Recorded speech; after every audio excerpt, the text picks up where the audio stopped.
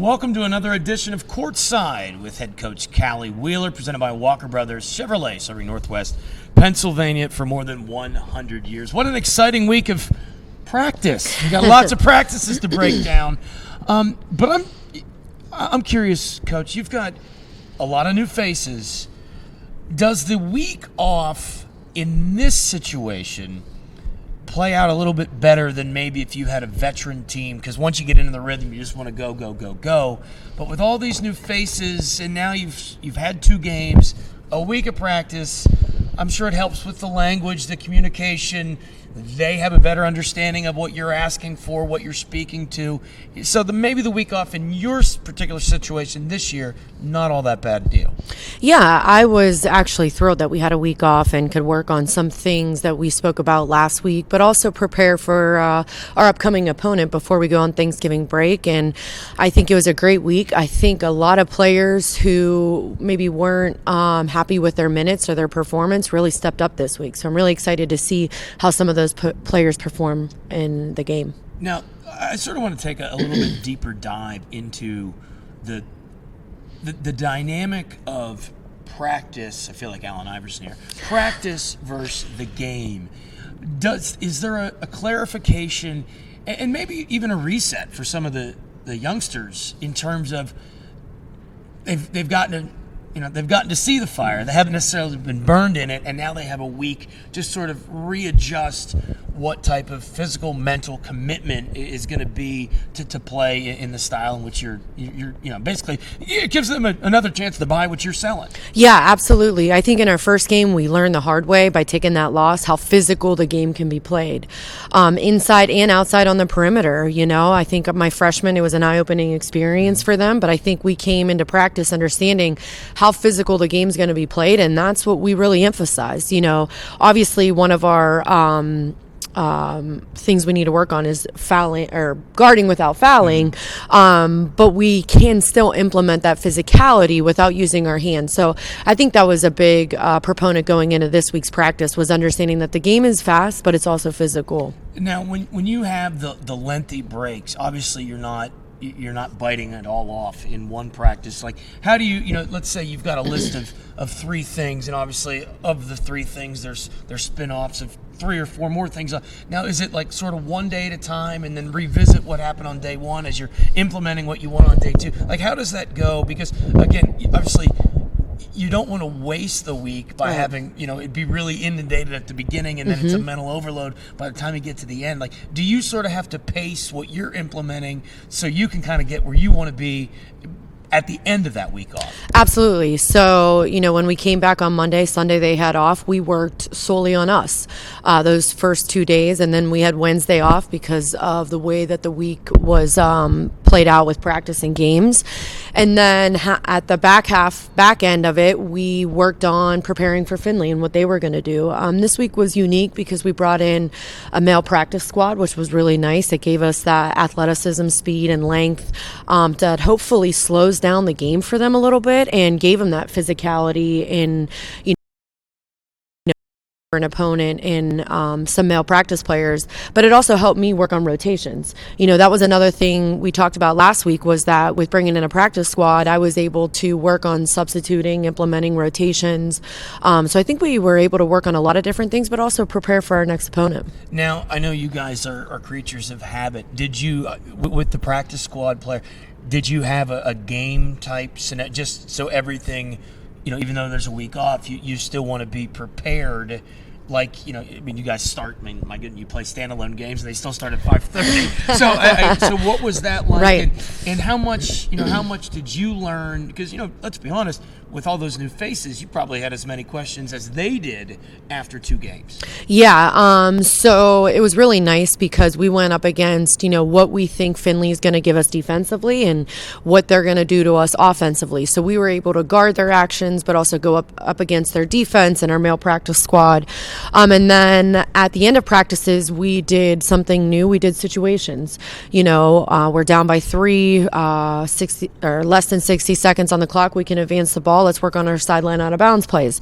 Then we played where it was even, and we're in a free throw situation. We make it. We're on defense. We got to get a stop, and then we got to come down and, how are we going to manage the clock if we're up? How are we going to manage the clock if we miss that free throw and they score? So really trying to get them in as many game situations and really understanding, how to win it at the end. Now, obviously, you play Tuesday to Tuesday again, the holiday being in there. It's not too dissimilar, but you've got the holiday with Thanksgiving. What's your practice schedule going to look like? How do you navigate that? When do you send the girls home versus when do they come back? Because again, off the holiday weekend, it's a quick turnaround, another Tuesday game. Yeah. So this week was unique that we practice for a week, we play, we're off another week. Where next week, it's a little bit different. We play Tuesday, we're off, we practice Wednesday, leave Thursday, play Friday, Saturday, we start conference games. So it's going to come at us really fast. So I think it's a little different and unique, but I think, they're going to take some time, I think much needed, to see family, go home, get that R&R, and then they're back Saturday and we're back at it trying to prepare for our home opener against Wayne State. All right, so it is Courtside with Callie Wheeler, presented by Walker Brothers Chevrolet, serving Northwest Pennsylvania for more than 100 years. Quick time out. We're going to turn the page, and we are going to talk about that 3-1 Findlay team as the Fighting Scots are on the road again. Another week until we get to see them here at Macomb Fieldhouse, but back with more right after this. Factory Train Service, a full-service body shop that accepts all insurance and honest, no-nonsense deals on all new Chevrolets and used cars. Come in and see for yourself why we've been here for over 100 years. Call, click, or stop out. Walker Brothers Chevrolet. All right, back here, it's Courtside with Callie Wheeler, head coach of the Fighting Scots. Courtside with Callie Wheeler, presented by Walker Brothers Chevrolet. 3-1 Findlay, the only loss to number 3 Grand Valley State. Interesting squad. They've got 4 obvious starters, 2 that you don't know. They've each started 2 games. In terms of who they are, their identity is they don't score a lot, but they don't let you score a whole lot. They got a traditional big. They got a wily vet in the Ellis, Kate Ellis, who just kind of does everything right. Toughest matchup to date? Question mark. Yeah, I think it's going to be a real tough matchup for us. One that we're excited about. Last year, this is a team that came in right before the holiday break, and we played them really well. In the third quarter, fourth quarter, we gave up a big lead, and we put it into double overtime, and they end up winning. So I think there's a little bit of revenge there. We want to avenge that loss, but this team is a lot different from last year's Findlay team. They got a great big in Zayler. She's traditional back to the basket. She can face you up, but she also defends. She's a great defender. She elevates above the rim, grabbing rebounds, and then they've got Kate Ellis on the perimeter that, can score it at the rim. This year, she's really developed her outside shot. She's shooting a great percentage from 3. She's also shooting it off the dribbles. So that gives us a little tough matchup there. But Lauren Hapgood, she's playing very well, shooting the ball, lights out, and there's no hesitation. You give her a little space, she's pulling the trigger. And I think the one that's underrated and all of those 4 starters is their point guard, Janae Hoying. I think that's how you pronounce her name. She just keeps the flow of the offense. She pushes in transition. She keeps everyone fed. Her assist-to-turnover ratio is one of the best I've seen so far. So I think it's going to be a really tough matchup for us. But I think that with the week of practice, we have a really good game plan going in, and I hope that we can execute that game plan. And I think it's going to be a game that who's going to play the best defense in the last 4 minutes of the game. Now, when you have a team, and obviously we've talked about how different your team is from the standpoint that it's not going to be, up and down and the chaos and the balls bouncing all over the place. But, when you have a team that only holds their opponents to 60 points a game and still scores in the 60s, how important is it going to be to sort of turn them up a little bit and maybe play at a pace that fits more your style than theirs? Yeah, absolutely. I mean, they want to push tempo in transition. Defensively, they play pack lines, so they're in gaps. It's really hard to find driving angles. We're hoping that with some of the things we worked on offensively, we can create some double gaps to attack. But yeah, we're gonna try and press that tempo, but we also want to make sure we're taking care of the ball. One thing that stands out to me is that they don't turn it over much. So we don't want to give them possession so that now, instead of scoring in the high 60s, they're scoring in the high 70s. So we want to we want to pick and choose when we want to push tempo, but if we don't see something, we don't find a high percentage shot, 5-10 seconds into the shot clock, then we want to really try and break down the defense. Now, you talk about having, they've got the traditional big, actually, I have that in my notes, with Zeitler. When you talk about, your rotation and your depth at that position, which you've not had in quite some time, how important will it be to make sure that you've got 15 fouls to give, she's got 5 to give?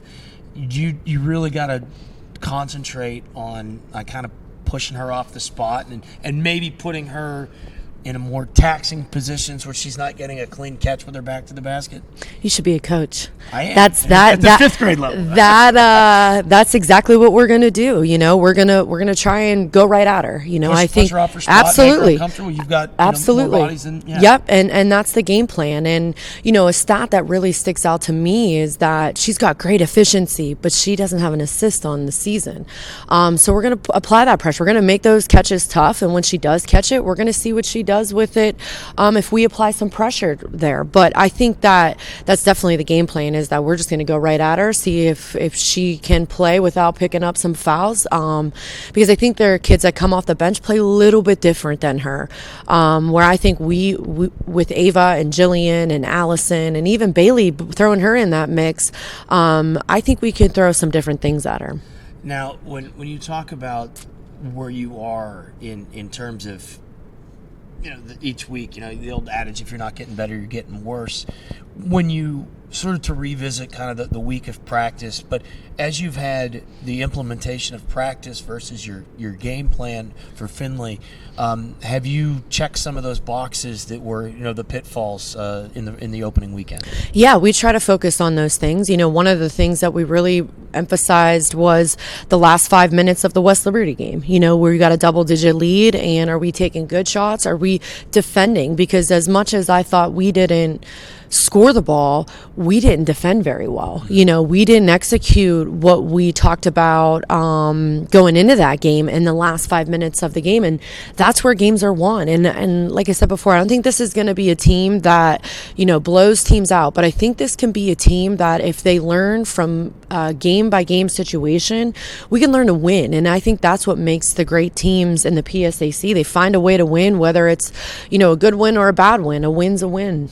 Now, obviously, you want to get the win, and it'd be a great win, and I think probably a win that would be of great benefit later on Absolutely. down the line. But when you talk about the style in which they play, it's a lot like Gannon, a street fight in a phone booth.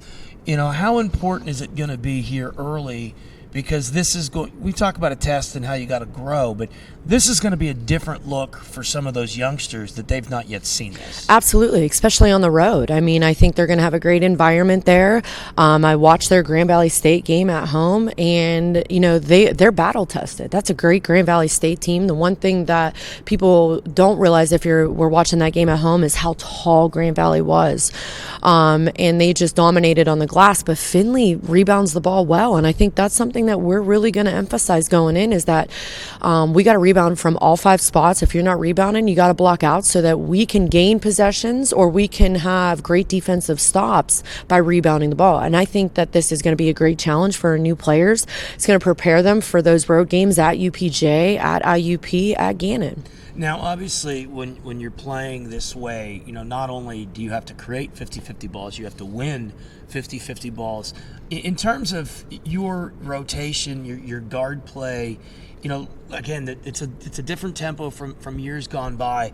How are those girls making that adjustment? That's got to be a struggle when it's been go go go go go, and now maybe go go go is not going to be the point of emphasis all the time. Yeah, surprisingly, we're still going, and there's times where I wish we could pull it back out and just get into our secondary flow offense, because that's what we do implement is a flow offense. So if we don't have something in transition, we should be right into our offense, and I don't think that we did that very well in the opening weekend. I wish we would have done that a little bit better. We looked for transition, and then we kind of just dribbled the air out of the ball instead of really getting into some type of offense. If it isn't our flow, let's get into some action. But I think looking back, my guards didn't shoot the ball very well, and I think it was all based on what type of shots they were taking. So I'm really hoping this week in practice, we talked about shot selection. We talked about playing off 2 feet a lot, because when you go up against a pack line defense, you can't play off 1 foot. You got to play off 2 feet. You got to read angles and where the rotation's coming from. And we talk a lot about passing the ball to where the help came from, because they're long and they're active and they're scrappy. We really have to make good, sound decisions, but also have good body control.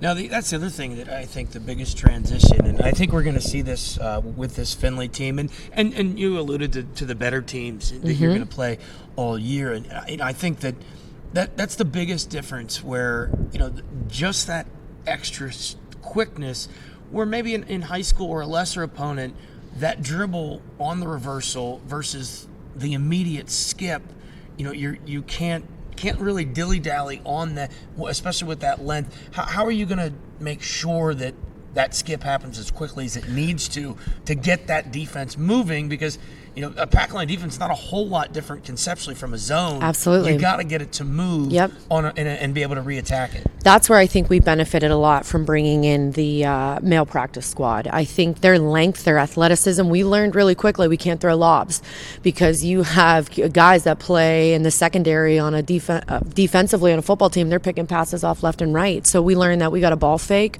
We got to make sure that if we're going to make that reversal, it's got to be a strong chest pass. It can't be a lob. So those are things that I think that we prepared for, and I hope it translates into the game versus Findlay. Courtside with Callie Wheeler, presented by Walker Brothers Chevrolet, serving Northwest PA for more than 100 years. Not yet. Next week they'll be here. Happy Thanksgiving, Coach. Happy Thanksgiving. All right, that's it. We'll join you next week.